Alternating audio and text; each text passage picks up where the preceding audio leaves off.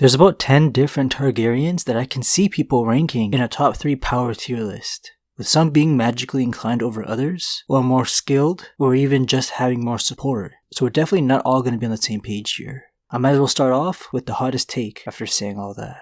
The third most powerful is Visenya Targaryen.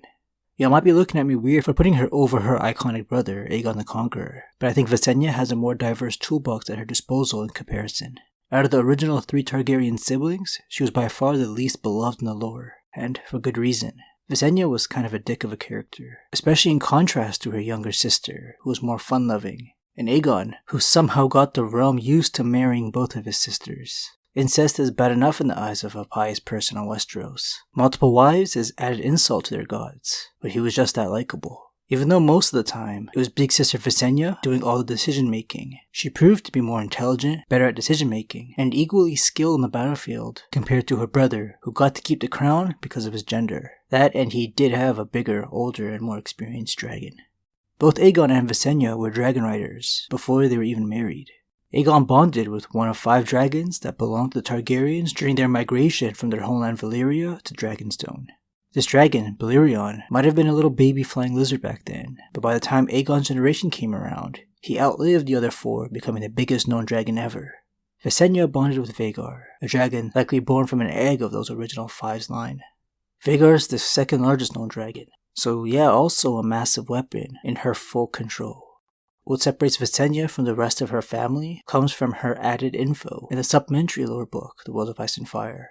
Visenya, eldest of the 3 siblings, was as much a warrior as Aegon himself, as comfortable in ringmail as in silk. She carried the Valyrian longsword Darksister, and was skilled in its use, having trained beside her brother since childhood.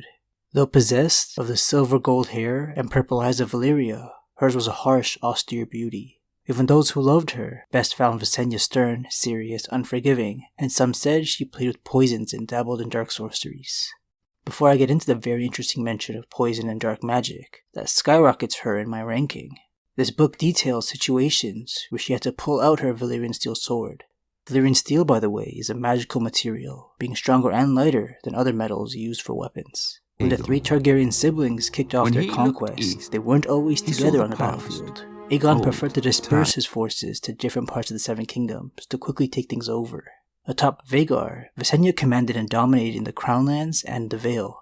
When the Targaryens' fleet failed in the waters around Gulltown, it was Visenya to swoop in and destroy the Vale's entire fleet. The only real challenge the conquerors felt was in Dorne. They were more rebellious than all the other kingdoms combined.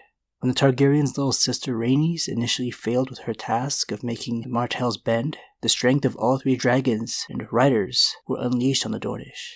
Castles and countless people burned, but at the end, Dorne got their way. Rhaenys and her dragon were sniped out of the sky, killing them both. Aegon and Visenya dealt with their grief by torching more places, but at the end their family was changed forever. Rhaenys was the sister wife Aegon actually loved. Visenya was just the one he married for duty, something his father probably arranged. There wasn't much warmth between Aegon and Visenya, though she was partially responsible for his prosperous reign. She single-handedly saved her brother's life, when Dorne had assassins coming for the new king's head. With her Valyrian steel sword Darksister, she killed some assassins in their ambush attempts. She was that quick and alert. They put a hit on her head too, so she always had to be ready. She had the foresight to take this as a sign to form an elite Kingsguard, and to prove her point to Aegon, she unsheathed Darksister and cut his cheek to illustrate that his current guards weren't cutting it. There's only a handful of truly skilled female fighters in all the lore, and Visenya is up there. She may not have had the strength of her brother, but I think she's written to be quicker and more tactical. Later in life, during her aging years, is when the rumors of dabbling in poison and dark magic would spread. Visenya outlived both of her younger siblings. After Aegon, it would be his firstborn son he had with Rhaenys to inherit the crown. Aenys Targaryen was kind of a useless leader. Visenya tried to counsel him, but the people saw that Aenys was not his father. And then Visenya's son, shared with Aegon, was completely nuts. Many now wanted the Targaryens out. All the stress had a toll on King Aenys to the point where he was deathly ill. Visenya decided to take over his care, and he did get better, but then he just died at the age of 35. People later claimed she may have played a part in his early death. The moment Aenys died, Visenya went full traitor, crowning her son over Aenys' children. Visenya and her son Maegor were ruthless, but after living 73 years, her body couldn't hold on anymore. She was still a dragon rider into her 70s and did her best to keep Maegor the Cruel in power. She was ice cold, but someone you'd want in your war council. Her reputation was kinda tarnished after the whole traitor plotline. She still ranked number 3 for me. Before I talk about the next two, let me thank the video sponsor, Skillshare. This modern service offers an online learning community with thousands of classes for anyone looking to explore their creativity and learn new skills. I've been touching up on some motion graphics by watching some After Effects classes by Alan Ayubi. I've gotten a little complacent with my software skills, and there's no way I was heading back to traditional school classrooms. Never too late to improve and stay updated, right? Aside from the more serious career-centric classes like motion graphics design, there's beginner categories for disciplines like photography or illustration. Everything is ad-free so you can focus on the class, with new premium uploads launching each week. There's always something new to discover here. The entire catalog is available in subtitles in Spanish, French, Portuguese, and German. The first 1,000 people to use a link to Skillshare that I'll put at the top of the description will get a 1-month free trial. Back to Targaryens.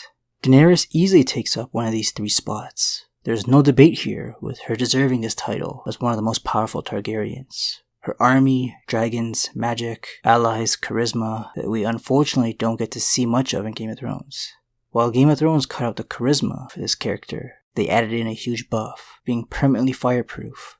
This was only supposed to be a one-time magical event that she walked away alive from, not one of her abilities. Being fireproof would have been cool, but that's just a show thing. I'll be going by what's characterized in the more detailed book, because it would be stupid to do it the other way around. She does have some dormant Targaryen magic in there. Like many of her ancestors, Dany randomly experiences dragon dreams. She had a prophetic vision of her bonded beast Drogon long before she hatched him. Targaryens can only ride one dragon. Trying to bond with another can cost them their life. So Viserion and Rhaegal may look to her as their mother and even possibly listen to her commands one day, but she'll never be able to climb atop their backs. Drogon, being the more dominant dragon of the 3, will help things out for her in the upcoming wars she has to deal with. I think they'll just follow his lead into battle. She still inspires a lot of the people's love in the books. It's mainly the slave masters that have it out for her, for ruining what they had going on. Her advisors like Barristan, Grey Worm, and Missandei are top tier, with Tyrion joining shortly. Her army is mainly comprised of Dothraki and the 8,000 Unsullied. Daenerys is OP, we all know that. I think you would make better use of your time going over the third and last of the Targaryens I consider to be the most powerful, Brynden Rivers. He doesn't sound like a Targaryen, but his dad was King Aegon IV. All his bastard children, including Brynden, were legitimized by him. If you don't recognize his name, it's because he's better known as Bloodraven, or the Three-Eyed Raven in the current story. I can see some disagreeing with Visenya taking up a slot, but Dany and this omnipresent god here, no chance. The main storybooks barely touch upon this character and his backstory, but thanks to supplementary material like The World of Ice and Fire and even short stories, we have a good idea of what Brynden was like before he disappeared with the Children of the Forest. He's the only Targaryen known to be a skin changer with green sight, but before mastering these magical abilities, he was a good fighter, just wasn't built as strong and tall as some of his family. He owned the Valyrian steel sword Dark Sister like Visenya, but was known for his archery skills. He used a weirwood bow. This is the first time I'm making this connection, but Visenya and Brynden do share a lot of qualities. The small folk feared and spread rumors about dark magic for both of them, while all they were trying to do was keep things together for their family. Brynden loved his half-brother, the man that would soon be king, Daeron II, but he was more invested in doing what was best for the realm over blindly fighting for his family's spot on the Iron Throne. Visenya kind of fell into that trap. While Daeron II was king, 2 of their other half-brothers started a rebellion. It's the kind of thing that happens when you legitimize all bastards. Bloodraven was on the small council and an expert at gathering information. He quickly found out what his half-brothers were plotting and prepared for war. Lord Bloodraven led a group of archers called the Raven's Teeth and was able to shoot down half-brother rebel demon Blackfire and his twin sons from afar. His rival, another half-brother called Bittersteel, continued to fight and charged at Bloodraven. During their famous fight, Bittersteel was able to take one of Bloodraven's eyes. Backup arrived and Bittersteel had to escape to the free cities in Essos. Instead of wearing an eye patch, he left his wound uncovered, terrifying people. He already had the ominous look going for him before he had a hole in his face. Brynden was born albino, with red eyes and a unique red birthmark on his cheek. Some claimed it was the shape of a raven. Bittersteel being alive, and with all the Blackfire children wearing Bloodraven, it made him a cautious man. At any time they could start another war, and they did, causing 5 rebellions in total. After King Daeron II died from an illness, his son Aerys became king and named Bloodraven his hand and Master of Whispers. He had spies everywhere like Varys. In a short story, we get this cool quote.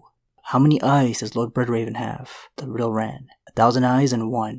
Some claim the king's hand was a student of the dark arts, who could change his face, put on the likeness of a one-eyed dog, even turn into mist. Packs of gaunt grey wolves hunted down his foes, men said, and carrion crows spied for him and whispered secrets in his ear. Most of the tales were only tales, but no one could doubt that Bloodraven had informers everywhere.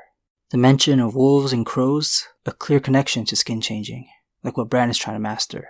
Brynden preferred not taking any risks with enemies of the realm. When Bittersteel was captured during a rebellion, Bloodraven wanted him dead, but the king decided he could join the Night's Watch. Before he even made it there, Bittersteel escaped and made it back to Essos to cause more trouble.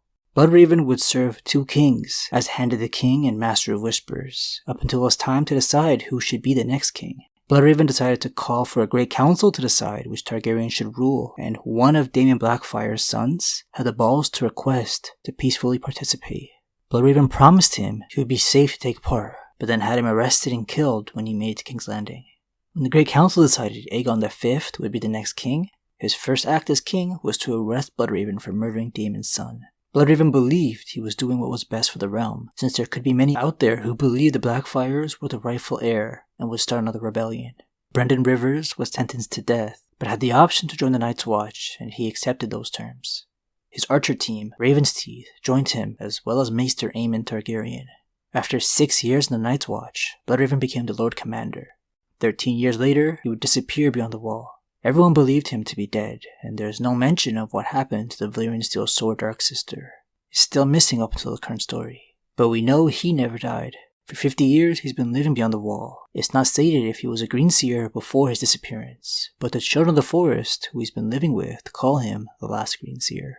1 in 1,000 are born with the abilities to enter the mind and control animals, but only 1 in 1,000 of those are born a Green Seer.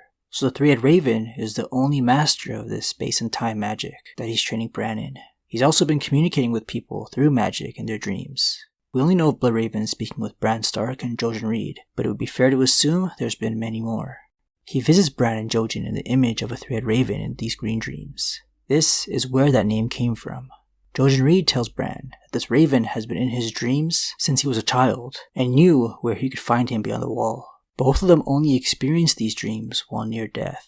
Bloodraven has been able to survive 130 years because he's attached to a weirwood in that cave he's been living in with the children of the forest. This prolongs his life, but it seems like it won't keep him alive forever. He doesn't have very much energy, spending most of the time sleeping. This is why he calls for Bran. Green Seers are a huge asset for keeping peace in the world. Looking into the past, present, and future will help take down any threat, plus they can mess around with people's heads. So he's number 1. I guess an honorable mention should go to Jon Snow, if he ever does turn out to be half Targaryen in the books like he did in the show. He's a warg with the potential to ride a dragon.